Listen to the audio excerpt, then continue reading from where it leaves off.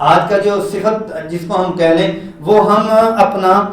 جو معاملہ گھر کا معاملہ ہے اس کو ہم نام کوئی بھی دیں، خوشحال گھرانہ یوم کہہ دیں یا یوم الفرحہ کہہ دیں، خوشی کا دن جو گھر کا ہے۔ حدیث شریف میں آتا ہے جو کوئی بندہ گھر میں داخل ہو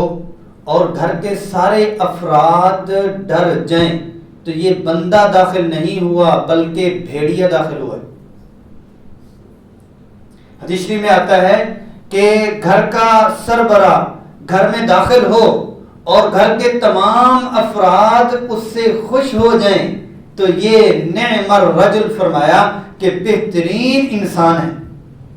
کہ جس میں دروازے پہ ہی بابا جانی، دادا جانی، چاچو، سارے بچے سارے جو ہے وہ پکڑ لیتے ہیں کہ یہ آ رہے ہیں، اور اس کے اوپر کیا ہے کہ گھر کا ماحول مکمل ان کا حسین بنتا جاتا ہے۔ تو آج کی صفت ہماری یہ ہے کہ ہمارے گھر کی زندگی اس میں یہ ہے کہ جو جن کو اللہ جل جلالہ نے نعمتوں سے نوازا ہوا ہے اور آخری عمر میں تو جا کے ویسے ہی میاں بیوی جو ہے وہ دوست ہی بن جاتے ہیں، وہ کسی نے کہا آخر میں بہن بھائی بن جاتے ہیں،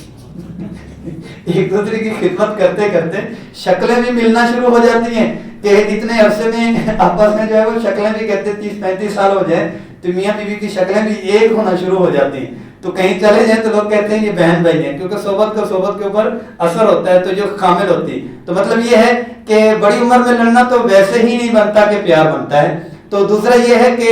اللہ نے جن کو جو دوسرے جوان ہیں وہ بھی ایک بندہ کہنے لگا کہ شادی ہوتی ہے تو ہمارے ہاں یہ المیہ بھی ہے، جو میں عرض کر رہا ہوں یہ المیہ بھی ہے، ہمیں بتایا سکھایا نہیں جاتا، ہمیں بتایا ہر چیز بتائی سکھائی جاتی ہے، بچیوں کو بھی کھانے بھی سکھایا جا رہی ہیں، ساری چیزیں سکھائی جا رہی ہیں، لیکن رہن سہن کی چیزیں نہیں سکھائی جا رہی۔ بچوں کو بھی اسی طرح ہے، کہتے 3 سے 4-6 سال 3-4 بچے ہو جاتے ہیں، لڑ لڑ کے جب وہ شادی کے اپنے مزے ہی ختم ہو جاتے ہیں پھر ایک دوسرے کو سمجھ آتی ہے اچھا اس طرح رہنا تھا اور اس طرح سے آپس میں یہ مزاج تھے۔ تو مقصود کہنے کا یہ کہ مزاج ملے یا نہ ملے، اللہ حفاظت فرمائے 100% نہیں بلکہ سب سے زیادہ ریشو جو ہے وہ طلاق کی بڑھ چکی ہے، بہت زیادہ طلاق ہو چکی ہے۔ وجہ اس کی یہ ہے کہ مرد اور عورت کی شادی نہیں ہو رہی، مذکر اور مؤنث کی شادی ہو رہی، مذکر اور مؤنث کی شادی ہو رہی، اور مقاصد بھی مذکر اور مؤنث والے ہیں۔ وہ ازدواجی زندگی کے خوشحال پہلو جو آپس میں تھے جو رسول اللہ صلی اللہ علیہ وسلم اور اسلام نے دیے وہ والے پہلو ہی جو ہے وہ جو اوجل ہو چکے ہیں، ختم ہو چکے ہیں۔ تو بنیادی طور پر کیا ہے کہ اپنی گھریلو زندگی کو ہم خوبصورت بناتے ہوئے آج یہاں سے جاتے ہوئے تھوڑا سا اگر گفٹ ہو جائے تو بہت بہتر، ورنہ یہ ہے کہ کل بچوں کو اور بچوں کے ساتھ کا جو ماحول ہے اس کو ہم درست کر لیں گے تو انشاءاللہ اس کے بہت فوائد ہوں گے۔ ایک تو جیسے کل آیا تھا صفات پہ، دوسرا یہ ہے کہ گھر سے ہماری تیاری بھی اچھی ہوگی، تیاری بھی اچھی ہوگی کہ آپ جائیں سیرت کا سبق پڑھ کے ہیں، آپ اس مدرسے میں جائیں، آپ اس ادارے میں جائیں اور جا کر سیکھ کے ہیں کہ آپ وہاں سے کچھ نہ کچھ نرمی لے کر آتے ہیں، تو یقیناً یہ صنف نازک ہے، ان کو اسی طرح ہی چلانا ہوتا ہے۔ لیکن اس طرح سے تعریف کرنے سے پہلے تحقیق کر لیجئے گا، ایک دو اور ریویوز بھی لیتے ہیں۔ تعریف کرنے سے پہلے تحقیق کر لیجئے گا۔ تو ایک مولانا صاحب نے جب بتایا کہ گھر میں جا کے گھر کے کھانوں کی تعریف کرنی ہے تو بیگم صاحبہ بیمار تھی